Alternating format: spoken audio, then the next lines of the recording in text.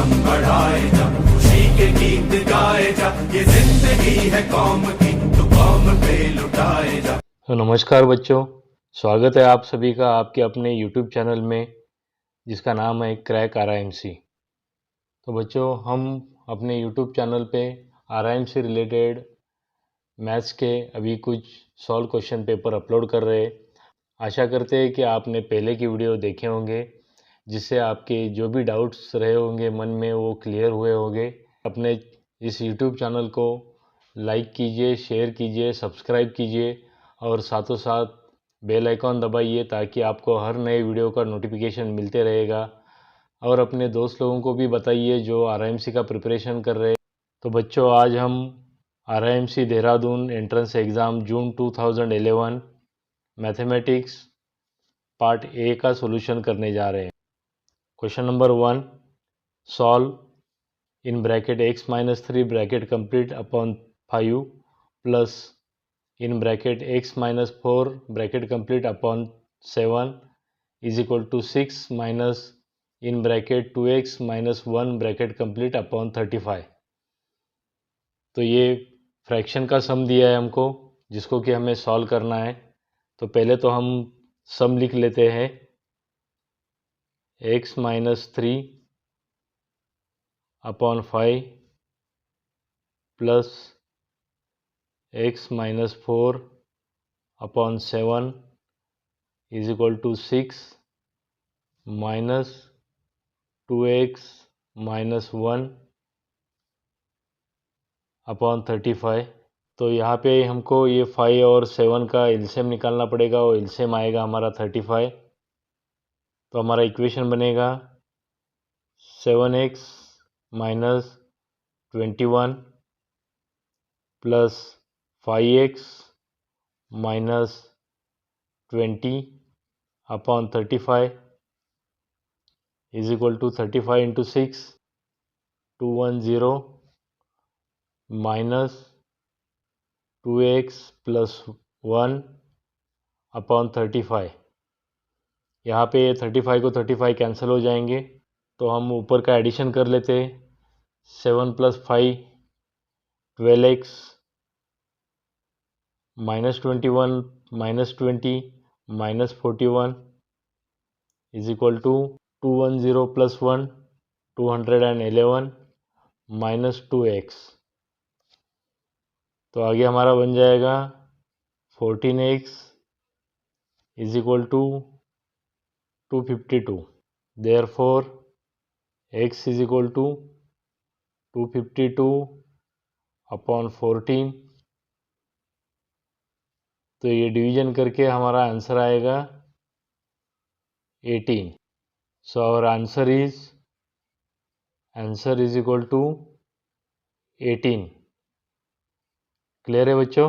Question number 2, add in bracket 3x² minus x upon 5 minus 7 upon 3 bracket complete plus in bracket again in bracket minus x² upon 4 bracket complete plus in bracket x upon 3 bracket complete minus 1 upon 16 main bracket complete plus in bracket minus 2x² minus in bracket x upon 2 bracket complete plus 5 main bracket complete.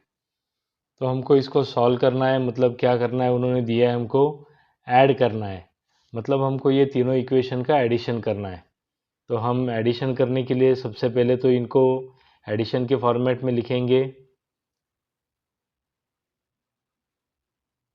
3x² minus x upon 5 minus 7 upon 3 आगे का bracket लिखेंगे हम minus x² upon 4 plus x upon 3 minus 1 upon 16 और last bracket को लिखेंगे हम minus 2x² minus x upon 2 plus 5। ठीक है, तो ये तीनों का हमको एडिशन करना है। तो पहले हम ये x² वाले जो भी कंपोनेंट्स है उसका एडिशन करते हैं। तो माइनस साइन वाले जो दो पहले कंपोनेंट है उनका एडिशन करते हैं। X square upon 4 plus 2x²। तो इसको हम बॉटम में 4 करेंगे तो हमारा इक्वेशन बनेगा x² plus 8x² upon 4 is equal to 9x² upon 4। जैसे कि हमको मालूम है इसका साइन है निगेटिव, तो हम इसको निगेटिव करते और 3x² इसमें ऐड कर देते। तो 3x² minus 9x² upon 4, again इसको बॉटम में 4 लेके आते हैं तो हमारा बनेगा 12x² माइनस 9x² अपॉन 4। तो हमारा ये पहले वाले टर्म का आंसर आएगा हमारा 3x² अपॉन 4। तो यहाँ पे हम लिख देते हैं, ये हमारा आया 3x² अपॉन 4। ठीक है, तो ये रफ वर्क हम मिटा देते हैं। अभी आगे का टर्म लेते हैं हम, जो x का टर्म है। तो पहला जो दो माइनस साइड साइन वाला टर्म है उसको हम ऐड कर लेते हैं।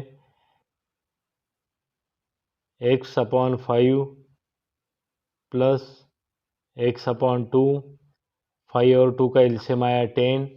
तो यहाँ पे आया हमारा 2x प्लस 5x अपॉन 10। इसका आंसर आया हमारा 7x अपॉन 10। ठीक है, अभी ये 7x अपॉन 10 जिसका साइन है हमारा माइनस, ये हमको x अपॉन 3 से माइनस करना पड़ेगा। तो उसके लिए हम लिखते हैं x upon 3 minus 7x upon 10। इसका एलसीएम करेंगे हम 30। तो आगे हमारा बनेगा 10x माइनस 21x अपॉन 30। तो ये सब्ट्रैक्शन करके हमारा आंसर आएगा माइनस 11x अपॉन 30। तो सेकंड टर्म हमारा आया माइनस 11x अपॉन 30। अभी लास्ट टर्म बचा हमारा, तो माइनस साइन वाला पहला हम ऐड कर देते हैं। 7 अपॉन 3 प्लस 1 अपॉन 16, इसका एलसीएम बनेगा हमारा 48।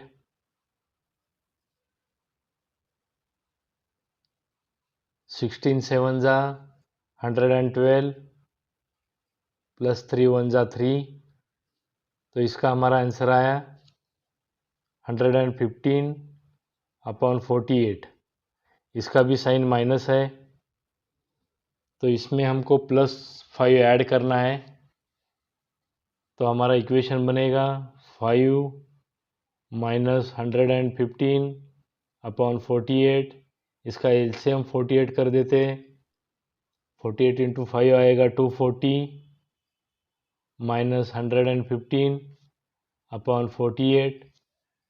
240 माइनस 115 हमारा आएगा 125 अपॉन 48। तो लास्ट टर्म आया हमारा प्लस 125 अपॉन 48। ठीक है बच्चों, answer is equal to 3x² upon 4 minus 11x upon 30 plus 125 upon 48। Clear है बच्चों? ओके, चलते अभी हमारे नेक्स्ट क्वेश्चन की तरफ। ओके बच्चों, question number 3। If 250 quintal of rice cost rupees 180, what will be the cost of 46 quintal rice? Okay, तो ये बहुत ही आसान सवाल पूछा गया है हमको। तो हमें पहले इसका इक्वेशन फॉर्म करना पड़ेगा। तो हम यहाँ पे लिखते हैं वेट ऑफ राइस, यहाँ पे लिखते हैं कॉस्ट ऑफ राइस। तो पहले हमको गिवन में दिया है 250 क्विंटल राइस कॉस्ट 180 रुपीज़। हमें पूछा गया है what will be the cost of 46 quintal of rice. तो क्रॉस मल्टीप्लिकेशन करते हैं। क्रॉस मल्टीप्लिकेशन में हमारा आएगा 4 into 180 upon 6 divided by 2 upon 5। तो इसको हम लिख सकते हैं 4 इंटू 180 अपॉन 6 डिवीजन को हम इन्वर्स मल्टीप्लिकेशन में कन्वर्ट करते हैं, तो यहाँ पे आएगा इंटू 5/2, 2 1 ज़ा 2, 2 2 ज़ा 4, 6 1 ज़ा 6, 6 3 ज़ा 18, और ये मल्टीप्लिकेशन करके हमारा आंसर आएगा ₹300। ठीक है बच्चों, तो cost of 46 quintal of rice will be ₹300, so our answer is equal to 300। Clear है बच्चों? ओके, चलते हैं नेक्स्ट क्वेश्चन की तरफ। Question number 4, by selling a shirt for ₹900 a man loses 25% of the cost price, how much should he sell it for to make a profit of 10% on the cost price. तो given में हमको दिया है कि 25% loss पे उसका selling price क्या आ रहा है, और हमें पूछा गया है 10% प्रॉफिट पे उसका सेलिंग प्राइस क्या आएगा। तो सिंपल है, पहले हम इसका इक्वेशन फॉर्म कर लेते हैं। तो यहाँ पे आएगा हमारा कॉस्ट प्राइस, यहाँ पे आएगा सेलिंग प्राइस। तो अगर 100 रुपीज़ हमारा कॉस्ट प्राइस है तो 25% लॉस पे सेलिंग प्राइस हो जाएगा हमारा 75 रुपीज़। तो हमें पूछा गया है 900 एसपी है, तो फिर कॉस्ट प्राइस कितना होगा। क्रॉस मल्टीप्लिकेशन करते हैं, 900 इंटू 100 अपॉन 75, 25 3 ज़ा 75, 25 4 ज़ा 100, 3 1 ज़ा 3, 3 3 ज़ा 9, 300 इंटू 14, हमारा कॉस्ट प्राइस आएगा ₹1200। ठीक है, तो कॉस्ट प्राइस हमको मिल गया। अभी हमको पूछा है ये कॉस्ट प्राइस पे अगर 10% प्रॉफिट करना है तो एसपी कितना आएगा। अगेन उसके लिए इक्वेशन फॉर्म करते हैं, सीपी वर्सेस एसपी। अगर कॉस्ट प्राइस हमारा 100 रुपीज़ है तो सेलिंग प्राइस होगा 110 विथ 10% प्रॉफिट। हमें कैलकुलेट करना है अगर कॉस्ट प्राइस 1200 है तो सेलिंग प्राइस क्या बनेगा। क्रॉस मल्टीप्लिकेशन करते हैं, 1200 इंटू 110 अपॉन 100, ये 100 को ये 2 ज़ीरो कैंसिल हो गए, तो हमारा आंसर आएगा ₹1320। ठीक है बच्चों, तो 10% प्रॉफिट पे हमारा सेलिंग प्राइस आएगा ₹1320। क्लियर है? और answer is equal to 1320। Okay, चलते हैं अपने नेक्स्ट क्वेश्चन की तरफ। Question number 5, simplify 6 raise to -1 minus 8 raise to -1 bracket complete plus in another bracket 2 minus in bracket 3 raise to -1 bracket complete raise to 2 main bracket complete. Okay, तो बच्चों यहाँ पे हमको एक्सपोनेंट के दो रूल जो काम आएंगे वो रूल हमें पता है। रूल 1 है हमारा a raise to -1 is equal to 1 upon a raise to 1। ठीक है, और सेकंड रूल है हमारा rule 2 is equal to a raise to m raise to n is equal to a raise to m into n। ठीक है, तो ये दो रूल का यूज़ करके हम ये सम को सॉल्व करेंगे। तो पहले तो हम लिखते हैं ये माइनस जो एक्सपोनेंट है उसको प्लस में कन्वर्ट करेंगे। पहले रूल के हिसाब से ये माइनस एक्सपोनेंट को हम लिख सकते हैं 1/6 minus 1/8 in one bracket plus in another bracket 2 minus second rule के हिसाब से 3 रेज़ टू -2, 2 इंटू -1 आएगा हमारा -2। ठीक है, तो इसको आगे हम और सिंप्लीफाई करते हैं। तो ये 6 और 8 का सेम आएगा हमारा 24, तो हम इसको लिख सकते हैं 6 4 ज़ा 24, तो यहाँ पे आएगा 4, 8 3 ज़ा 24, तो यहाँ पे आएगा 3, और नीचे आएगा 24 हमारा, और प्लस ये ब्रैकेट में हमारा आएगा 2 माइनस रूल 2 को हम यूज़ करेंगे 1/3 रेज़ टू 2, मतलब क्या हो जाएगा, मतलब हो जाएगा 1/9। ठीक है, इसको हम आगे और सिंप्लीफाई कर देते हैं, तो हमारा आएगा 1/24 प्लस इन ब्रैकेट 18 - 1/9, तो इसको हम लिख सकते हैं 1/24 प्लस 17/9 एलसीएम निकालते हैं तो एलसीएम आएगा हमारा 72। तो हमारा आगे इक्वेशन बनेगा 3 + 136/72। इसका एडिशन करते हैं तो आएगा 139/72। तो our answer is equal to 139/72। Clear है बच्चों? ओके, चलते अपने नेक्स्ट क्वेश्चन की तरफ। Question number 6, find the value of x if 2/5 raise to 4x + 3 is equal to 5/2 raise to 4। Okay, तो हमें यहाँ पे x का वैल्यू फाइंड आउट करना है। तो हमने अभी पिछले सम में एक रूल यूज़ किया था, वो रूल को यहाँ पे इन्वर्स टाइप में यूज़ करेंगे।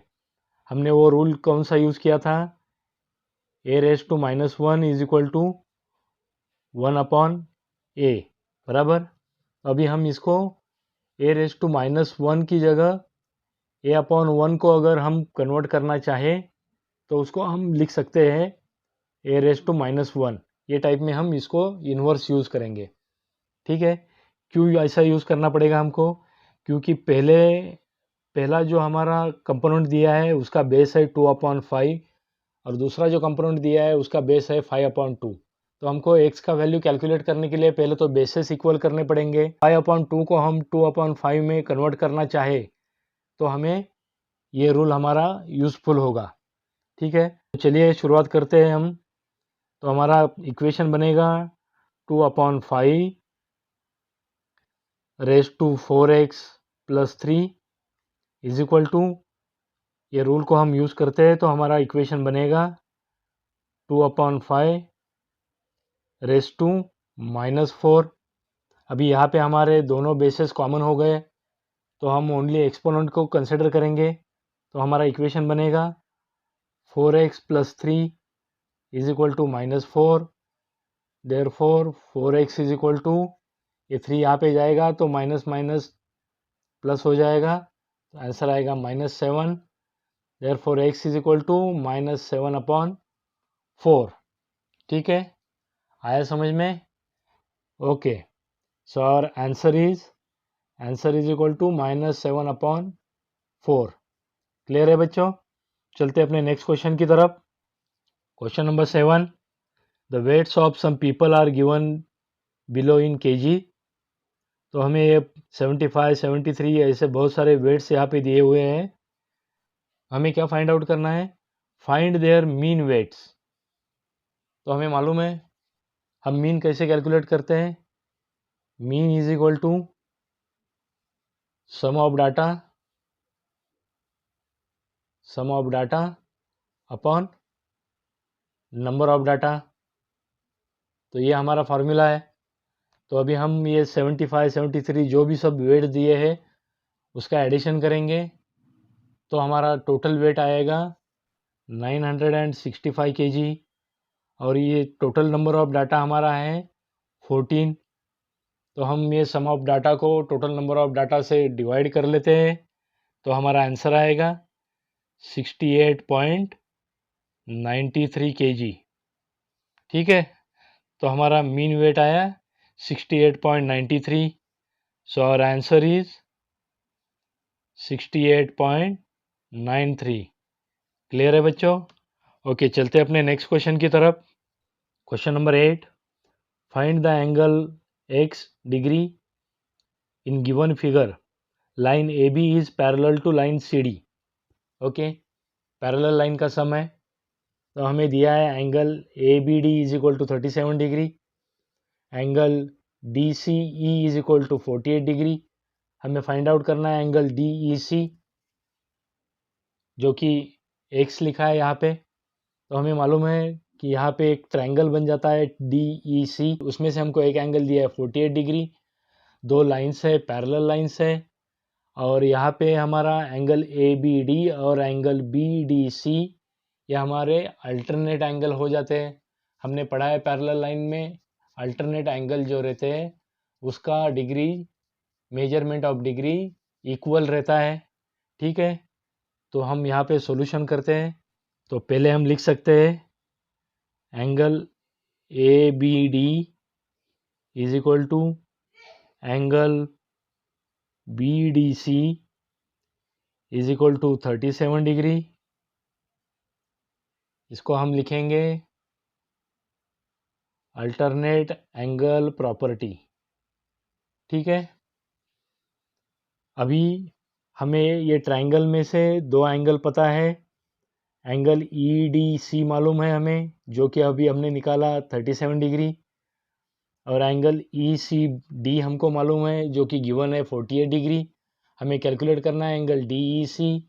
तो हमें मालूम है ट्रायंगल के तीनों एंगल का जो मेजरमेंट का सम रहता है वो 180 डिग्री रहता है। तो हम यहाँ पे लिख सकते हैं angle E C D plus angle E D C plus angle C E D is equal to 180 degree. इसको हम रीजन देंगे ट्रायंगल प्रॉपर्टी। ठीक है, अभी हम यहाँ पे हर एक जो दो एंगल दिए हैं हमको उसका वैल्यू हम यहाँ पे सब्स्टिट्यूट करते हैं।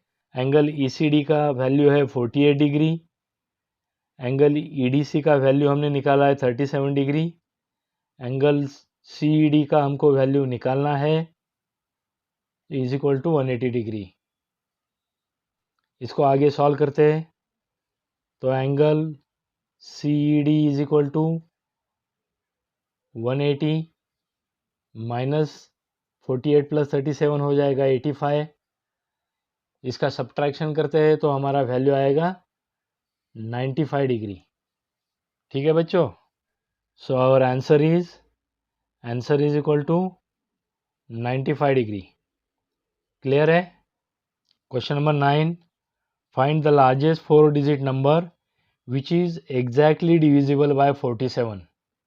ओके, तो ये डिवीजन का सम है, हमको फाइंड आउट करना है 47 से कौन सा लार्जेस्ट नंबर है जो एग्जैक्टली डिविजिबल होगा। तो हमें मालूम है सबसे पहले हम यहाँ पे क्या कर सकते हैं, तो 47 से जो सबसे बड़ा लार्जेस्ट 4 डिजिट डिविजिबल नंबर है उसको फाइंड आउट करने के लिए हम पहले जो बिगेस्ट 4 डिजिट नंबर है उसको 47 से डिवाइड करेंगे।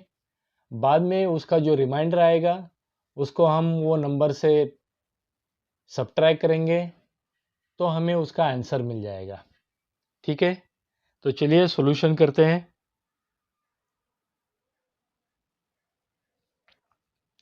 तो हमें मालूम है 4 डिजिट लार्जेस्ट नंबर है हमारा 9999। इसको हम 47 से डिवाइड कर लेते हैं। तो पहले ये दो टर्म 99 कंसिडर करेंगे, तो हमारा यहाँ पे तो हम यहाँ पे 2 से डिवाइड कर पाएंगे। 47 2 ज़ा 94, सब्ट्रैक्शन करते हैं तो हमारा रिमाइंडर बचेगा 5। ऊपर से और एक 9 लेते हैं तो यहाँ पे बन जाएगा 59। तो 59 को 47 से डिवाइड करना है तो 47 1 ज़ा 47, सब्ट्रैक्शन करेंगे तो यहाँ पे बचेगा 12। ऊपर से वापस बचा हुआ 9 लेते हैं। अभी 129 को 47 से डिवाइड करते हैं तो अगेन यहाँ पे हम 2 से डिवाइड कर पाएंगे। 47 2 ज़ा 94, और यहाँ पे 129 माइनस 94 करेंगे तो सब्ट्रैक्शन आएगा हमारा 35। अभी 35 को तो हम 47 से डिवाइड नहीं कर पाएंगे। तो अभी हमें 47 से जो लार्जेस्ट 4 डिजिट नंबर है जो कि फुल्ली डिविजिबल है वो कैलकुलेट करने के लिए हमको, जैसे कि हमने पहले बोला था, हमें ये जो 9999 है उसमें से 35 को हमको माइनस करना पड़ेगा। तो हमारा आंसर आएगा 9964।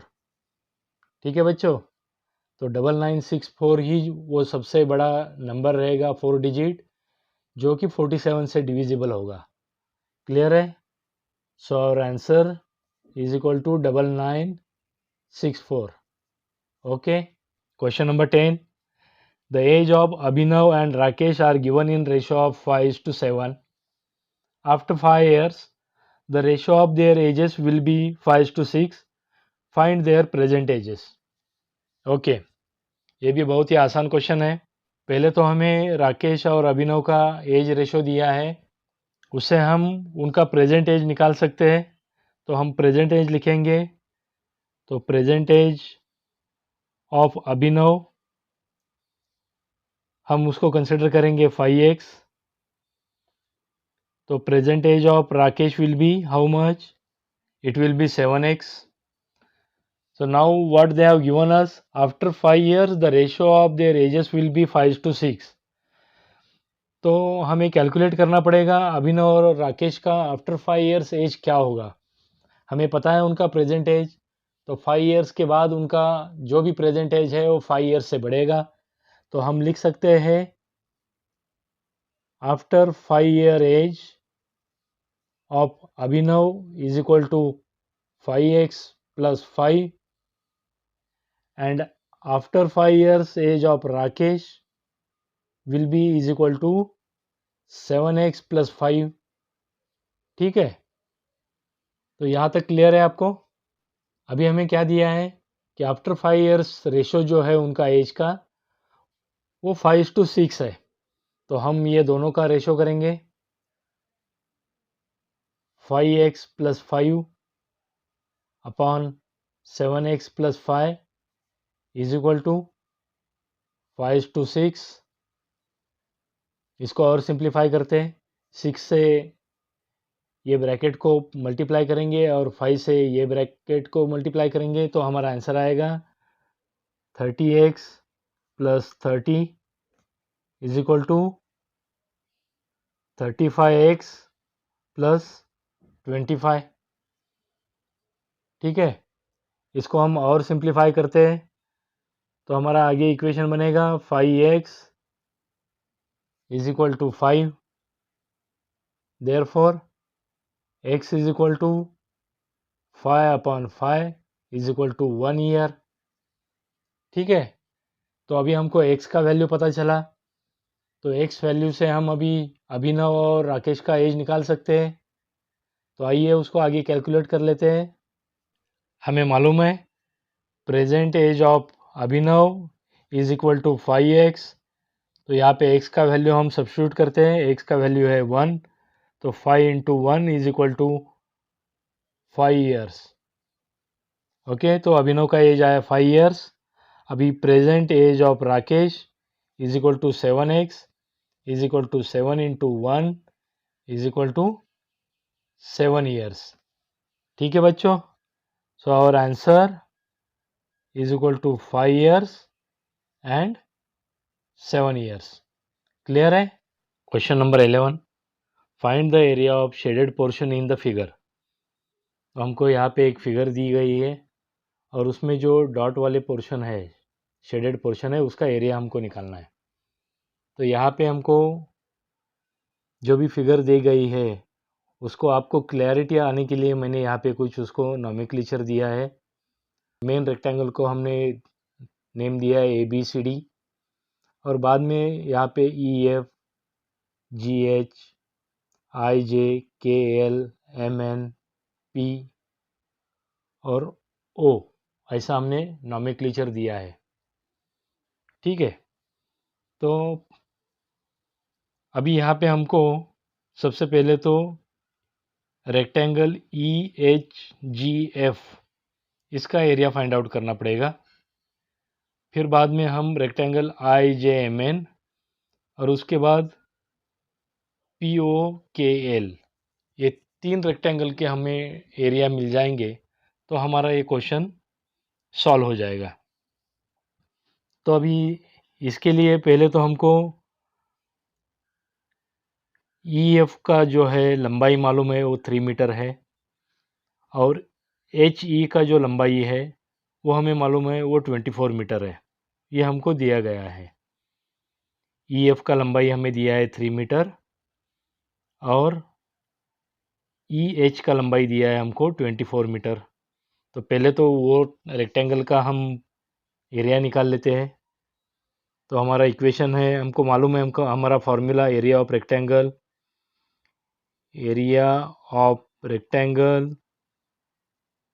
ई H G F is equal to, हमारा रूल है L इंटू बी। एल हमको दिया है 24 मीटर्स, बी हमको दिया है 3 मीटर्स। तो ये एरिया हमारा आ गया 72 मीटर स्क्वायर। ठीक है, ये तो मिल गया। अभी हमको rectangle I J N M और रेक्टेंगल एल पी ओ के, इसमें हमको आई एम और पी एल का लंबाई निकालना पड़ेगा। तो वो लंबाई निकालने के लिए हमें दिया है टोटल जो आई एल का लंबाई है वो 14 मीटर है और एम पी का लंबाई जो है 3 मीटर है। तो आई एम और पी एल का लंबाई निकालने के लिए हम लिख सकते हैं length I M is equal to length P L is equal to, total हमको दिया है 14 मीटर, 14 इसमें से माइनस हम करेंगे 3 मीटर, 3/2, तो ये हमारा बन जाएगा 11/2 इज इक्वल टू 5.5 मीटर। ठीक है, अभी तो हमको आई एम और पी एल का लंबाई मिल गया। हमको आई जे और एल के का विड्थ मालूम है 2 मीटर। तो हमारा area of rectangle I J M N is equal to area of rectangle P O K L is equal to L into B is equal to 5.5 into 2 is equal to 11 metre square. ठीक है, तो अभी हमको ये पूरा area मालूम है, इसका एरिया मालूम है, इसका एरिया मालूम है। अभी हम ये तीनों एरिया को अगर ऐड करेंगे तो हमारा फाइनल आंसर आ जाएगा। ठीक है बच्चों, तो हम लिखेंगे area of shaded portion is equal to area of rectangle E H G F plus area of rectangle I J M N plus area of rectangle P O K L. यहाँ पे हम वैल्यू सब्स्टिट्यूट करेंगे 72 plus 11 plus 11 और ये सब का addition करेंगे तो हमारा टोटल एरिया आएगा 94 मीटर स्क्वायर। ठीक है बच्चों, क्लियर है? तो एरिया ऑफ शेडेड पोर्शन आया हमारा 94 metre square. So our answer is equal to 94।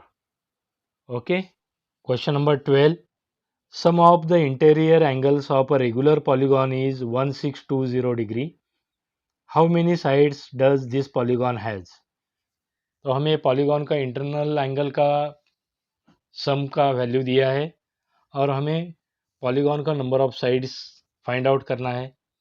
तो हमें मालूम है, हमारा रूल है sum of interior angles of a polygon is equal to 180 in bracket n-2। ठीक है, ये रूल हमने पढ़ा है। तो यहाँ पे हम वैल्यू सब्स्टिट्यूट करेंगे। Sum of internal angles of polygon हमको दिया है 1620 is equal to 180 in bracket n-2। Therefore n-2 is equal to 1620 upon 180। तो ये आएगा हमारा, डिवाइड करने के बाद आंसर आएगा 9।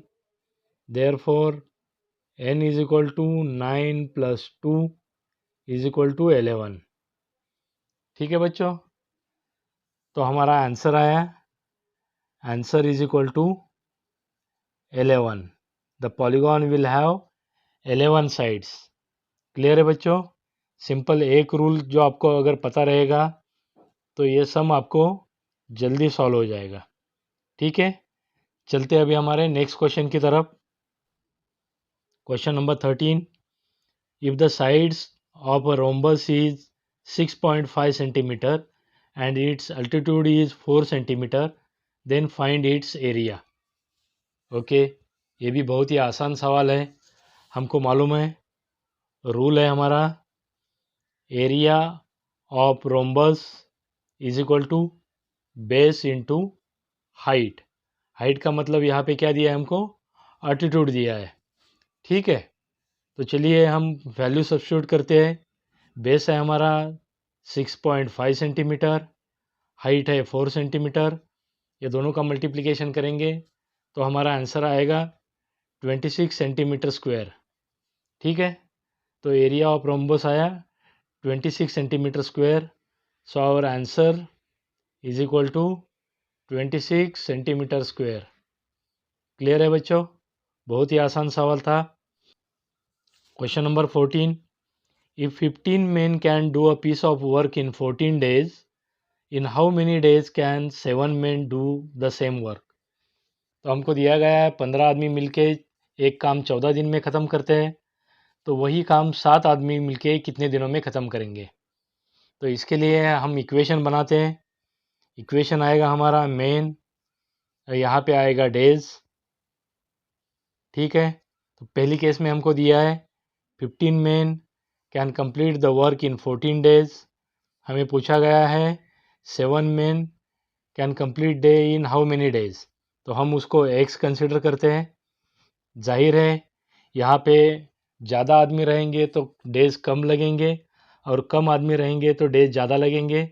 यहाँ पे हम क्रॉस मल्टीप्लिकेशन की जगह इन्वर्स मल्टीप्लिकेशन करेंगे, तो हमारा इक्वेशन बनेगा 15/7 इज इक्वल टू x/14। तो यहाँ पे हम 7 1 ज़ा 7, 7 2 ज़ा 14, therefore x is equal to answer आएगा हमारा 30। ठीक है, तो x इज इक्वल टू हमारा वैल्यू आया 30 days. So our answer is equal to 30। Clear है बच्चों? Question number 15, at what rate of simple interest will a sum of money double in 8 years? तो हम यहाँ पे प्रिंसिपल अमाउंट कंसिडर करेंगे, p is equal to 100। Then हमको दिया गया है अमाउंट हमारा बनेगा 8 साल में डबल, मतलब 100 का डबल कितना हो गया 200, राइट। तो अभी इससे हम SI निकाल सकते हैं। हमें मालूम है formula of SI is equal to A minus P। हमें A का वैल्यू दिया है 200, P का वैल्यू है हमारा 100, तो हमारा SI आएगा 100 रुपीज़। ठीक है बच्चों, तो अभी SI कैलकुलेट किया तो SI से हम रेट ऑफ इंटरेस्ट निकाल सकते हैं। हमें मालूम है हमारा SI का फार्मूला है SI is equal to PNR upon 100। Therefore R is equal to SI का वैल्यू है हमारा 100 इंटू 100 अपॉन P का वैल्यू है हमारा 100 इंटू 8। ठीक है, ये 100 को ये 100 कैंसिल हो जाएगा और 100 को 8 से अगर हम डिवाइड करते हैं तो हमारा आंसर आएगा 25/2, मतलब 12.5% पर एनम। ठीक है, तो हमारा आंसर आया, आंसर इज इक्वल टू 12.5। ठीक है बच्चों, question number 16, if 23% of a number is 69 then find the number. Okay, तो हम यहाँ पे वो नंबर जो है वो नंबर x कंसिडर करेंगे। Let the number is equal to X. तो 23% ऑफ एक्स हम कैसे लिखते हैं, एक्स अपॉन 100 इंटू 23, और उसका वैल्यू हमें दिया गया है इज इक्वल टू 69। देयरफॉर हमारा आएगा X is equal to 69 into 100 upon 23। 23 one ज़ा 23, 23 थ्री ज़ा 69, और 3 इंटू 100 हमारा बनेगा 300। ठीक है, तो वो नंबर जो रहेगा हमारा वो होगा 300। So our answer is equal to 300। Clear है बच्चों? ओके, चलते हैं हमारे नेक्स्ट क्वेश्चन की तरफ। Question number 17, a wooden cuboid beam 5 metre long and 40 centimetre wide contains 0.6 cubic metre of wood, how thick is the beam. Okay, हमें एक wooden beam का साइज़ दिया है 5 मीटर लॉन्ग 40 सेंटीमीटर विड्थ, और उसका volume दिया है हमको। तो हमको यहाँ पे उसका थिकनेस पूछा गया है। तो हमें मालूम है volume of cuboid is equal to L into B into H, बराबर वॉल्यूम ऑफ क्यूबॉइड हमको दिया है 0.6 क्यूबिक मीटर, लेंथ दिया है हमको 5 मीटर, ब्रेथ दिया है हमको 40 सेंटीमीटर, मतलब वो मीटर में कन्वर्ट करेंगे उसको तो हो जाएगा 0.4 मीटर, और इंटू एच या थिकनेस, हमारा यहाँ पे एच मतलब थिकनेस बनेगा। तो वो हमको पूछा है, उसको हमको फाइंड आउट करना है। Therefore T is equal to 0.6 upon 0.4 into 5। इसको हम डेसिमल निकालने के लिए डिनोमिनेटर और डिनोमिनेटर को 10 से मल्टीप्लाई करेंगे। तो हमारा आगे इक्वेशन बनेगा 6 अपॉन 4 इंटू 5, 2 2 ज़ा 4, 2 3 ज़ा 6 इज इक्वल टू 3 अपॉन 5 2 ज़ा 10। इसको डिवाइड करेंगे तो हमारा आंसर आएगा 0.3 मीटर और 30 सेंटीमीटर। ठीक है, तो हमारा थिकनेस ऑफ बीम आया 30 centimetre. So our answer is equal to 30। Clear है बच्चों? ओके, चलते हैं अपने नेक्स्ट क्वेश्चन की तरफ। Question number 18, construct a triangle A B C in which length A B is equal to 5 centimetre, length A C is equal to 4.3 centimetre, angle A is equal to 60 degree. तो हमें यहाँ पे एक triangle दिया गया है। ये triangle है हमारा ए बी सी, हमें दिया है length A B is equal to 5 centimetre, length A C is equal to 4.3 centimetre, और angle A is equal to 60 degree. तो हमें इसको ड्रॉ करने के लिए कहा है, और साथ ही साथ ये साइड बी सी को हमें यहाँ पे परपेंडिकुलर बाइसेक्टर निकालने के लिए बोला है। ठीक है, तो चलिए इसको कंस्ट्रक्ट करते हैं। पहले तो हम एक स्ट्रेट लाइन मारेंगे, लाइन ए बी, जो कि हमारा 5 सेंटीमीटर दिया हुआ है। तो उसको हम स्केल के मदद से 5 सेंटीमीटर मार्क करेंगे। ठीक है, बाद में हम अपने कंपास में अराउंड 3 सेंटीमीटर का एक रेडियस, या 2.5 से 3 सेंटीमीटर का रेडियस, जो भी अंदाज़न हम कंसिडर कर सकते हैं उतना ले लेंगे। हमारा डिवाइडर का एक पॉइंटर ए पे रखेंगे, और हम यहाँ से एक हाफ सर्कल ड्रॉ करेंगे।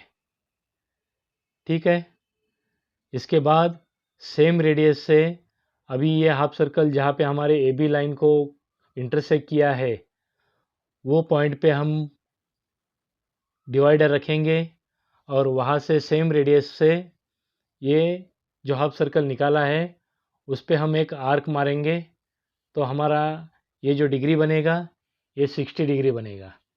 ठीक है, अभी पॉइंट ए से अभी हमने जो आर्क मारा था जहाँ पे वो हाफ सर्कल को इंटरसेक्ट कर रहा है, वहाँ से एक लाइन ड्रॉ करेंगे, और ये लाइन ड्रा करने के बाद कंपास की मदद से या स्केल की मदद से उसको 4.3 सेंटीमीटर पे एक पॉइंट निकालेंगे। तो ये पॉइंट हमारा बन गया सी। ठीक है, तो हमारा ए बी बन गया, हमारा ए सी पॉइंट बन गया। अभी सी बी के लिए हमें जस्ट पॉइंट सी और बी को कनेक्ट करना होगा। तो ये हमारा ट्रायंगल ए बी सी बन गया। ठीक है बच्चों, अभी हमको लाइन बी सी को परपेंडिकुलर बाइसेक्टर निकालना है। उसके लिए हम कंपास में लाइन बी सी के आधे से ज़्यादा माप ले लेंगे। पॉइंटर को बी जगह पे हम रखेंगे और दोनों बाजू लाइन बी सी के दोनों बाजू हम आर्क मारेंगे। तो हमारे ये आर्क ऐसे बन जाएंगे। ठीक है, सेम वे अभी हम पॉइंटर बी से उठा के पॉइंटर सी पे रखेंगे और अभी जो हमने आर्क मारे थे उसको हम क्रॉस आर्क मारेंगे। ठीक है बच्चों, और ये दोनों आर्क जहाँ पे इंटरसेक्ट होते हैं वो लाइन को हम जोड़ देंगे। तो हमारा ये परपेंडिकुलर बाइसेक्टर भी बन जाएगा। ठीक है, तो इस तरह से हम इस ट्रायंगल को कंस्ट्रक्ट कर सकते हैं। इसके बारे में अगर आपको कुछ डाउट है तो आप हमें कमेंट बॉक्स में पूछ सकते हैं या हमें मेल कर सकते हैं crackrimc@gmail.com पे। तो क्लियर है बच्चों? ओके, चलते हैं अभी हमारे नेक्स्ट क्वेश्चन की तरफ। Question number 19, the perimeter of a football ground 120 metre long is 400 metres. Find the area of football ground. Okay, सबसे पहले तो हमको मालूम होना चाहिए कि एक फुटबॉल ग्राउंड जो है वो हमेशा रेक्टेंगुलर शेप में रहता है। हमें उसका लंबाई दिया है 120 मीटर्स और पेरीमीटर दिया है। हमें मालूम है perimeter of rectangle is equal to 2 in bracket L plus B. ओके, तो हम पहले तो एरिया निकालने के लिए हमें बी निकालना पड़ेगा। लेंथ दिया है तो हम पेरीमीटर से ब्रेथ निकालेंगे। तो यहाँ पे वैल्यू सब्स्टिट्यूट करते हैं। हमें पेरीमीटर दिया है 400 metres is equal to 2 in bracket length है हमारा 120 मीटर प्लस ब्रेथ जो कि हमको निकालना है। इसको और सिंप्लीफाई करते हैं तो आएगा 400 is equal to 240 plus 2b। तो हमारा आएगा 2b is equal to 400 minus 240 कितना आएगा 160। Therefore b is equal to 160 upon 2 is equal to 80 metres. हमारा ब्रेथ आया 80 मीटर। हमारा लेंथ हमको दिया है 120 मीटर। तो अभी हमको एरिया निकालना है। Area of rectangle is equal to length into breadth. Length हमको दिया है 120 मीटर, ब्रेथ हमने निकाला है 80 मीटर। तो हमारा एरिया ऑफ ट्रायंगल बनेगा दोनों का मल्टीप्लिकेशन करके 9600 मीटर स्क्वायर। ठीक है बच्चों, तो हमारा आंसर आया, answer is equal to 9600 metre square. Clear है बच्चों? ओके, चलते हैं अब हमारे पार्ट ए के आखिरी क्वेश्चन की तरफ। क्वेश्चन नंबर 20, अ बैग कंटेन्स 50 पैसे 20 पैसे एंड 10 पैसे coin in ratio of 5:9:4. The total money in bag is rupees 206. Find the number of coins of each type. Okay. तो रेशो प्रोपोर्शनेट का क्वेश्चन है। तो हम इसको सॉल्व करने के लिए पहले तो हमको मालूम है जब भी रेशो में हमको कोई भी इक्वेशन दिया होता है तो हम उसका पहला वैल्यू x में कंसिडर कर लेते हैं। ठीक है, तो हम यहाँ पे कंसिडर करेंगे पहले तो let number of coin of 50 पैसा इज इक्वल टू, हमें दिया है रेशो में 5 तो उसको हम कंसिडर करते हैं 5x। Therefore number of coin of 25 पैसा will be 9x and number of coins of 10 पैसा विल बी 4x। ठीक है, यहाँ तक तो क्लियर है। अभी हमको ये बैग में टोटल मनी कितना है वो दिया गया है। मतलब अभी हमको अगर मालूम है कि 5x कॉइन अगर 50 पैसे के है तो 50 पैसे का वैल्यू कितना हो जाएगा, डेफिनेटली उसका 50 पैसे का value into number of coins, उतना वो हमारा वैल्यू बन जाएगा। ठीक है, तो इस प्रकार से हम सबका वैल्यू यहाँ पे निकाल लेते हैं। तो हमारा वैल्यू बनेगा 50 into 5x plus 25 into 9x plus 10 into 4x is equal to हमको वैल्यू दिया है 206 रुपीज़। हम यहाँ पे सब कैलकुलेट कर रहे हैं पैसे के वैल्यू में, तो 206 का कितना पैसा हो जाएगा हमारा, 20600 पैसा। ठीक है, तो अभी ये सबका मल्टीप्लिकेशन करते हैं तो हमारा बनेगा आगे 250x plus 225x plus 40x is equal to 20600। ये सब का एडिशन करेंगे तो हमारा आएगा 515x इज इक्वल टू 20600।